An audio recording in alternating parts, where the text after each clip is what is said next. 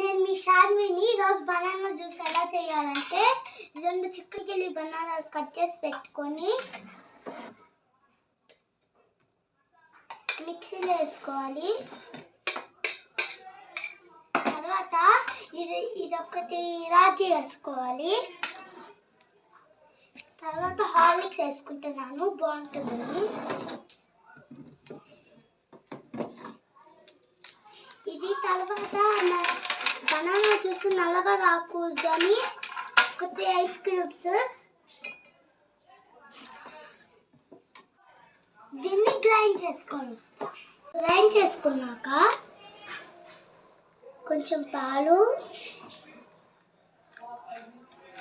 తర్వాత షుగర్ వేసుకోవాలి 2 స్పూన్స్.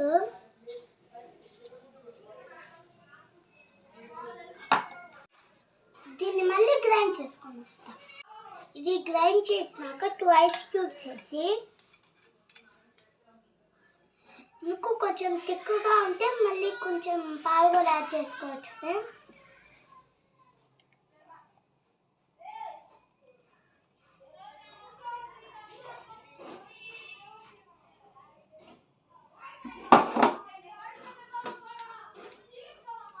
మళ్ళీ కొంచెం హార్లిక్స్ యాడ్ చేసుకోవాలి.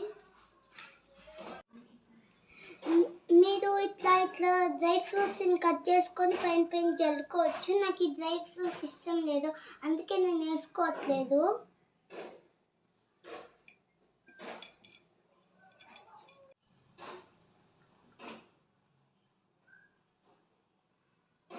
ఎంతో టేస్టీగా ఉన్న బనానా జ్యూస్ రెడీ.